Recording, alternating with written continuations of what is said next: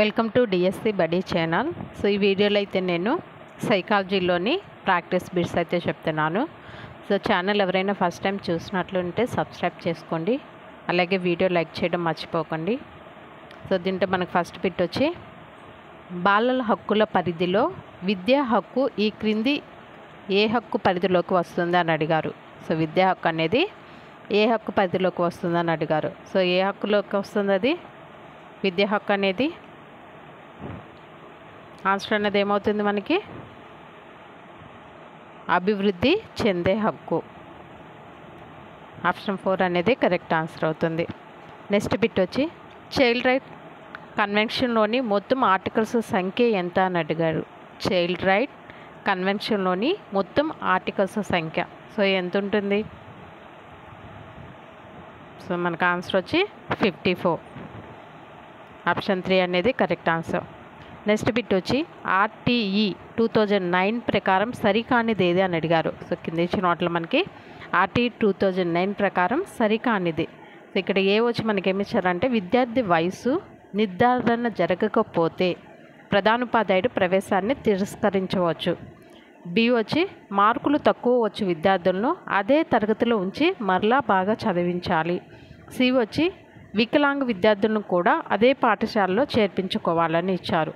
So వీటిల్లో మనకి సరికాని వాక్యం అనేది ఏమవుతుంది? సో ఇక్కడ ఆప్షన్స్ వచ్చి ఏ మాత్రమే, ఆప్షన్ 2 ఏ మరియు బి, ఆప్షన్ 3 ఏ, బి మరియు సి అని ఇచ్చారు. ఆప్షన్ 4 వచ్చి బి మాత్రమే అని ఇచ్చారు. సో ఇక్కడ మనం ఈ చూసినట్లయితే విద్యార్థి వయసు నిర్ధారణ జరగకపోతే సో ఇది అనేది ప్రవేశాన్ని తిరస్కరించవచ్చు అనేది సరికాని వాక్యమే అవుతుంది. నెక్స్ట్, మార్కులు తక్కువ వచ్చి విద్యార్థులను అదే తరగతి నుంచి మళ్ళీ బాగా చదివించాలనేది. సో అలా కూడా ఆర్టీ 2009 ప్రకారం ఇది కూడా మనకి సరికాని వాక్యమే అవుతుంది. సో మన ఆన్సర్ వచ్చి ఏమవుతుంది? ఆప్షన్ 2 ఏ మరియు బి. నెక్స్ట్ బిట్ వచ్చి, ఒక మైనర్ను భిక్షాటన చేయించడం కోసం ఎత్తుకుపోవడం అందుకు ప్రోత్సహించడం అనేది ఈ క్రింది ఏ సెక్షన్ కింద నేరం అవుతుంది అని అడిగారు. సో దీనికి ఆన్సర్ అనేది మనకేమవుతుంది? ఐపీసీ 363 కాజ్ ఏనా, ఐపీసీ 366 కాజ్ బీనా, ఐపీసీ 361 కాజ్ బీనా, ఐపీసీ 363 కాజ్ ఏనా. సో ఇట్లా ఆన్సర్ అనేది మనకేమవుతుంది? IPC 363 clause A. Next bit వచ్చి, ఐక్యరాజ్య సమితి నిర్వచనం ప్రకారం బాలలు అనగా, సో ఐక్యరాజ్య సమితి నిర్వచనం ప్రకారం బాలలు అంటే 14 సంవత్సరాలలోపు బాలబాలికల, 18 సంవత్సరాలలోపు బాలబాలికల, 18 సంవత్సరాలలోపు బాలికలు, 21 సంవత్సరాలలోపు బాలుర, 15 సంవత్సరాలలోపు బాలబాలికల. సో వీటిలో కరెక్టెడ్ అనేది ఏంటి? ఐక్యరాజ్య సమితి నిర్వచనం అనేది ఏమవుతుంది? 18 సంవత్సరాలలోపు బాలబాలికలు. నెక్స్ట్ బిట్ వచ్చి, ఎన్సిఎఫ్ 2005 పౌరశాస్త్రమును ఈ పేరుతో పిలవమని కోరింది. సో ఈ పౌరశాస్త్రం ఏ పేరుతో పిలవమని కోరింది? ఆన్సర్ అనేది ఏమవుతుంది మనకి? రాజనీతి శాస్త్రము. ఆప్షన్ 3 అనేది కరెక్ట్ ఆన్సర్ అవుతుంది. నెక్స్ట్ బిట్ వచ్చి, ఎన్సిఎఫ్ 2005 ఈ అభ్యాసనమును కోరుకున్నది. ఏ అభ్యాసంని? తరగతి గదుల్లో అభ్యాసనం, ప్రయోగశాలలో అభ్యాసనం, విస్తృత సామాజిక పరిసరాల్లో అభ్యాసనం, పైవన్నీ. సో ఆన్సర్ వచ్చి మనకేమవుతుంది? విస్తృత సామాజిక పరిసరాల్లో అభ్యాసనం. ఆప్షన్ 3 అనేది కరెక్ట్ ఆన్సర్ అవుతుంది. నెక్స్ట్ బిట్ వచ్చి, ఆంధ్రప్రదేశ్లో ఆర్టీఈ చట్టం అమలులోకి వచ్చిన తేదీ ఏది అని అడిగారు. సో ఆర్టీఈ యాక్ట్ అనేది ఎప్పుడు అమలులోకి వచ్చింది? ఆంధ్రప్రదేశ్లో 1/4/2010 ఏప్రిల్ 1, 2010 సంవత్సరం వచ్చింది. నెక్స్ట్ బిట్ వచ్చి, ఏపీ రూల్స్ 2013 ప్రకారం పాఠశాల విద్యా కమిటీ ఎస్ఎంఎస్కి చైర్మన్గా వ్యవహరించబడేవారు ఎవరు అని అడిగారు. సో ఎవరు వ్యవహరిస్తారు? గ్రామ సర్పంచ, పాఠశాల ప్రధానోపాధ్యాయుడ, మండల విద్యాశాఖ అధికార, ఎస్ఎంసీలోని విద్యార్థుల తల్లిదండ్రుల నుండి ఎన్నుకోబడిన ప్రతినిధి. సో ఆన్సర్ అనేది ఏమవుతుంది మనకి? ఎస్ఎంసీలోని విద్యార్థుల తల్లిదండ్రుల నుండి ఎన్నుకోబడిన ప్రతినిధి. నెక్స్ట్ బిట్ వచ్చి విద్యా హక్కు చట్టం 2009 ప్రకారం ఒక ప్రాథమిక పాఠశాలలో విద్యార్థుల సంఖ్య 200కి మించినట్లయితే ఉపాధ్యాయుల నియామకమునకు సంబంధించి సరి అయినది ఏది అని అడిగారు. సో వీటిలో సరైనది అనేది ఏదవుతుంది? ప్రధాన ఉపాధ్యాయుడు కాకుండా విద్యార్థి టీచర్ల నిష్పత్తి 40:1గా మించకూడదు. ఆప్షన్ 2 వచ్చి ప్రధానోపాధ్యాయునితో కలిపి విద్యార్థి టీచర్ల నిష్పత్తి 40:1 మించకూడదు. ఆప్షన్ 3 ప్రధానోపాధ్యాయుడు కాకుండా విద్యార్థి టీచర్ల నిష్పత్తి 30:1 మించకూడదు. ఆప్షన్ 4 వచ్చి ప్రధానోపాధ్యాయునితో కలిపి విద్యార్థి టీచర్ల నిష్పత్తి 30:1 మించకూడదు అని ఇచ్చారు. సో వీటిలో కరెక్ట్ స్టేట్మెంట్ అనేది ఏమవుతుంది మనకి సరైనది అనేది? ప్రధానోపాధ్యాయుడు కాకుండా విద్యార్థి టీచర్ల నిష్పత్తి అనేది 40:1 మించకూడదు. సో ఆప్షన్ 1 అనేది కరెక్ట్ ఆన్సర్ అవుతుంది. నెక్స్ట్ బిట్ వచ్చి వార్షిక ప్రణాళికను రూపొందించవలసినది. సో వార్షిక ప్రణాళికను ఎవరు రూపొందించాలి?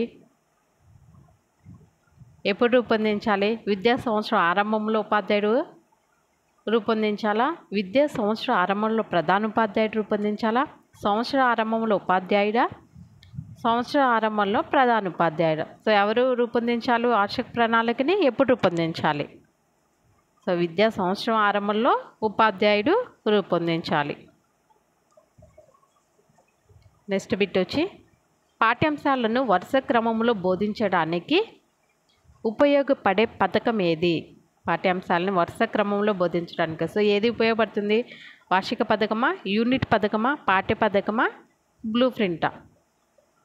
సో మనకి వరుస క్రమంలో బోధించడం ఉపయోగపడే పథకం యూనిట్ పథకం. సో యూనిట్ పథకం.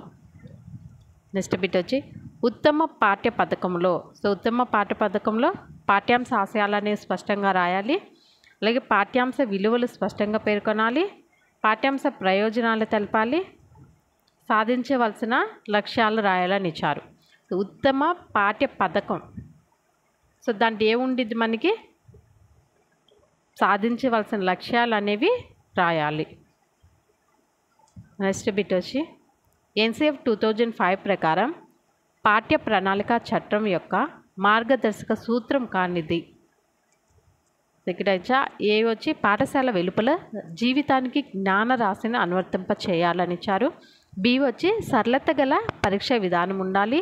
అలాగే సి వచ్చి అభ్యాసనలో అర్థం కాని విషయములను బాగా కంటతా పట్టించే నూతన పద్ధతులు నేర్పించాలని ఇచ్చారు. సో కింద ఇచ్చిన వాటిలో మార్గదర్శక సూత్రం కానిది ఏది అని అడిగారు. సో వీటిలో సో ఏదవుతుంది? అభ్యాసంలో అర్థం కాని విషయంలో బాగా కంటతా పట్టించే నూతన పద్ధతిని నేర్పించాలి అంటే సి మాత్రమే. సరికానిది సి మాత్రమే కదా. సో ఆప్షన్ 3 అనేది కరెక్ట్ ఆన్సర్. నెక్స్ట్ బిట్ వచ్చి ఎన్సిఎఫ్ 2005 సూచనలలో నిజము కానిది. సో కింద ఇచ్చిన వాటిలో నిజం కానిది ఏది? ఆప్షన్ 1 ఇచ్చి మనకి ప్రాథమిక పాఠశాలలో సంప్రదాయ బోధనా పద్ధతిని ఉపయోగించాలని ఇచ్చారు. ఆప్షన్ 2 వచ్చి బాలలు తమ ఇంటి భాషను పాఠశాలలో ఉపయోగించడాన్ని అనుమతించాలి. ఆప్షన్ 3 వచ్చి క్రీడలు చేతి పనులను తప్పనిసరి చేయాలి. ఆప్షన్ 4 వచ్చి కొత్తగా ప్రశ్నించడానికి పిల్లలకు అవకాశం కల్పించాలని ఇచ్చారు. సో ఇక్కడ మనకి నిజం కానిది ఏది అని అడిగారు. సో ఇవన్నీ కూడా మనకి నిజమే కదా.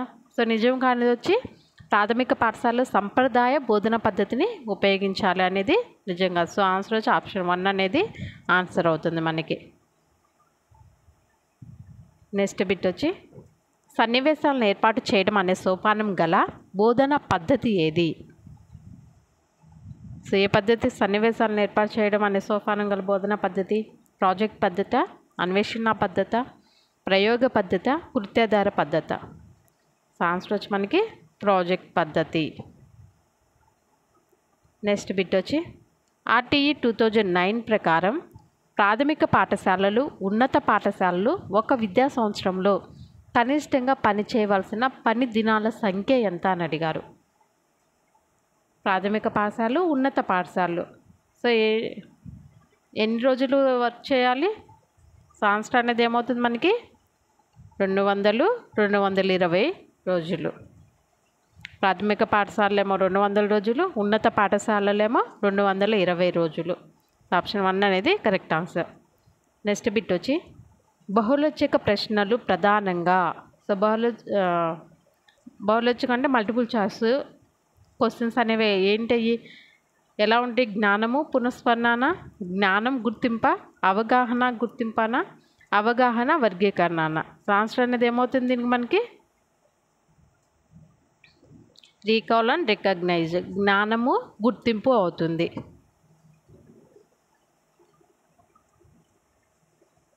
నెక్స్ట్ బిట్ వచ్చి ఏ రకమైన ప్రశ్నల్లో భావ వ్యక్తీకరణకు ప్రాధాన్యత ఉంటుంది అని అడిగారు. భావ వ్యక్తీకరణకి ప్రాధాన్యం ఉండే ప్రశ్నలు అనేవి ఏమిటి? ఖాళీని పూరించడమా, వ్యాసరూప ప్రశ్నల, బహుళోచ్చక ప్రశ్నల, జతపరచు ప్రశ్నల. సో ఏటిల్లో భావ వ్యక్తీకరణకు ప్రాధాన్యం ఉంటుంది? వ్యాసరూప ప్రశ్నల్లో ఉంటుందన్నమాట. సో ఆన్సర్ వచ్చి మనకి ఆప్షన్ 2 అనేది కరెక్ట్ ఆన్సర్. నెక్స్ట్ బిట్ వచ్చి ఈ క్రింది వాణిలో విద్యార్థి కేంద్రీకృత పద్ధతి కానిది ఏది అని అడిగారు. విద్యార్థి కేంద్రీకృత పద్ధతి కానిది. సో ఏంటి? ప్రాజెక్ట్ పద్ధత, ఉపన్యాస పద్ధత, అన్వేషణ పద్ధత, కృత్యాధార పద్ధత.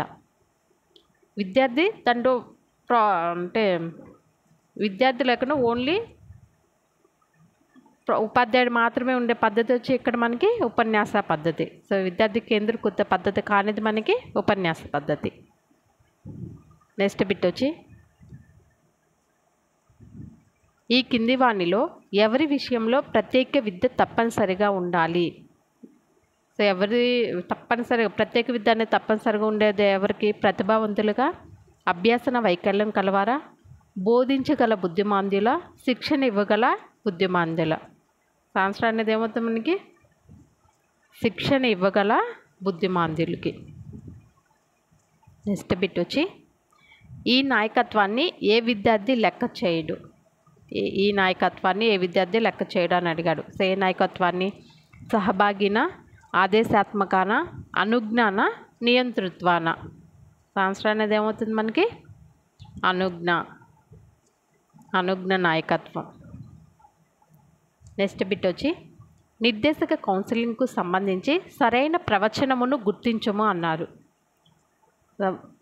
ఆప్షన్ ఏ వచ్చి కౌన్సిలర్ క్రియాత్మక పాత్ర పోషిస్తాడు, బి సమస్యకు ప్రాధాన్యత ఉంటుంది, సి కౌన్సిలీ తగిన నిర్ణయాలు స్వయంగా తీసుకోలేడనే ఉద్దేశంతో చేయదగిన మంత్రణం ఇచ్చారు. సో ఇక్కడ సరి అయిన ప్రవచనం గుర్తించమన్నారు. సో వీటిలో సరైనది అనేది ఏంటి? సమస్యకు ప్రాధాన్యత అనేది ఉంటుంది. అంటే కౌన్సిలర్ క్రియాత్మక పాత్ర పోషిస్తాడు, కౌన్సిలీ తగిన నిర్ణయాలు స్వయంగా తీసుకోలేడనే ఉద్దేశంతో చేయదగిన మంత్రణం. సో ఆన్సర్ అనేది ఏమవుతుంది మనకి? ఏ, బి, సి. ఆప్షన్ 2 అనేది కరెక్ట్ ఆన్సర్ అవుతుంది. నెక్స్ట్ బిట్ వచ్చి ఈ క్రింది వారిలో ఏ శిశువుల సాధన వారి మానసిక సామర్థ్యం కన్నా తక్కువ ఉంటుంది అని అడిగారు. వారి మానసిక సామర్థ్యం కన్నా తక్కువ ఉంటుంది అని అడిగారు. సో ఆన్సర్ అనేది ఏమవుతుంది మనకి? అభ్యసన వైకల్యం కలవారు. ఆప్షన్ 3 అనేది కరెక్ట్ ఆన్సర్ అవుతుంది. నెక్స్ట్ బిట్ వచ్చి ఉత్తమ బోధనా పద్ధతి ముఖ్య లక్షణం ఏంటి? ఉత్తమ బోధనా పద్ధతి ముఖ్య లక్షణం. సో ఏంటి? ఆప్షన్ 1 వచ్చి స్వీయ అభ్యాసానికి అవకాశం కలిగించాలి. నెక్స్ట్ సెకండ్ వచ్చి ఉపాధ్యాయుడు తేలికగా బోధించేందుకు అనువుగా ఉండాలి. నెక్స్ట్ తరగతిలోనే విద్యార్థులు అభ్యసించేలా ఉండాలి. ఆప్షన్ 4 వచ్చి సిలబస్ సకాలంలో పూర్తి చేసేందుకు దోహదం చేయాలని ఇచ్చారు. సో ఇక్కడ ఉత్తమ బోధన పద్ధతి ముఖ్య లక్షణం అడిగారు. సో ఏంటి ఉత్తమ బోధన ముఖ్య లక్షణం అనేది? స్వీయ అభ్యాసనకు అవకాశం అనేది కలిగించాలి. నెక్స్ట్ బిట్ వచ్చి వైయక్తిక అభ్యాసనకు సంబంధించి సరికానిది. సో వీటిలో సరికానిది ఏమవుతుంది చూడండి. ఆప్షన్ 1 వచ్చి విద్యార్థి క్రియాశీలకంగా ఉంటాడు. ఆప్షన్ 2 ఉపాధ్యాయుడు క్రియాశీలకంగా ఉంటాడు. ఆప్షన్ 3 స్వయం అభ్యాసం జరుగుతుంది. ఆప్షన్ 4 వచ్చి విద్యార్థి తన సామర్థ్యాలకు అభిరుచులకు అనుగుణంగా అభ్యసిస్తాడు అని ఇచ్చారు. సో వీటిలో సరికాని వైయక్తిక అభ్యాసానికి సంబంధించి సరికాని వాక్యం అనేది ఏమవుతుంది? ఉపాధ్యాయుడు క్రియాశీలకంగా ఉంటాడు. నెక్స్ట్ బిట్ వచ్చి సామూహిక అభ్యాసనమునకు సంబంధించి సరికానిది. సామూహిక అభ్యాసనానికి సంబంధించి సో ఆప్షన్ 1 వచ్చి ఏ ఒక్క విద్యార్థిని ప్రత్యేకంగా చూడరు. ఆప్షన్ 2 వచ్చి వైయక్తిక భేదాలకు ప్రాముఖ్యత ఇవ్వరు. ఆప్షన్ 3 అన్ని రకాల విద్యార్థులు ఒకే సమూహంలో ఉంటారు. ఆప్షన్ 4 ఒక్కొక్క విద్యార్థికి ఒక్కొక్క కృత్యం ఇవ్వబడుతుందని ఇచ్చారు. సో వీటిల్లో సామూహిక అభ్యాసం సంబంధించి సరికాని వాక్యం ఏంటి? మనకి ఒక్కొక్క విద్యార్థికి ఒక్కొక్క కృత్యం ఇవ్వబడుతుంది. సో ఆన్సర్ వచ్చి మనకి ఆప్షన్ 4 అనేది కరెక్ట్ ఆన్సర్. Next bit. ఒక 7వ తరగతి విద్యార్థి పుస్తకం చూసి కూడా క్షుద్ర అత్యసురు కార్యక్రమం అనే పదములను కథ అత్యసరు కరకమవము అని రాసినాడు. అయినా ఈ విద్యార్థి ఏ వైకల్యంతో బాధపడే శిశువుగా గుర్తించవచ్చు? సో రాయడంలో ఇబ్బంది పడుతున్నాడు. ఇక్కడ చూసి రాయడంలో ఇబ్బంది. సో చూసి రాయడంలో ఇబ్బంది అనేది ఏమవుతుంది? డిస్లెక్సియానా, డిస్కాలిక్యులియానా, డిస్ఫేసియానా, డిస్గ్రాఫియానా? సో రాయడంలో అంటే మనకి డిస్గ్రాఫియా అవుతుంది. క్యాలిక్యులియా అంటే మ్యాథ్స్ పరంగా అయితే ఇక్కడ మనకి తెలిసిపోయింది. డిస్కాలిక్యులియా అంటే మ్యాథ్స్ పరంగా. డిస్ఫేసియా అంటే మాట్లాడడంలో ఇబ్బంది పడితే డిస్ఫేసియా. ఇక్కడ రాయడంలో ఇబ్బంది అన్నాడు కాబట్టి డిస్గ్రాఫియా. సో ఆన్సర్ వచ్చి మనకి డిస్గ్రాఫియా అవుతుంది. నెక్స్ట్ బిట్ వచ్చి NCF 2005 ప్రకారం ఏ తరగతులకు ఎట్టి పరిస్థితుల్లో బోర్డు పరీక్షలు నిర్వహించొద్దని సూచించిందా అని అడిగారు.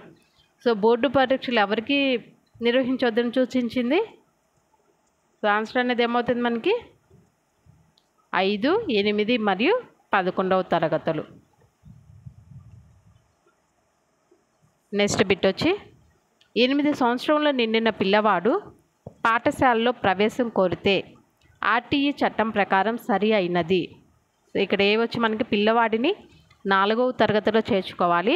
B వచ్చి ప్రవేశ పరీక్షను పెట్టి తగిన తరగతిలో ప్రవేశం కల్పించాలి. C వచ్చి TC తీసుకురమ్మని పంపి అది తెచ్చిన తర్వాత తగిన తరగతిలో చేర్చుకోవాలని ఇచ్చారు. సో వీటిలో కరెక్ట్ అనేది ఏంటి?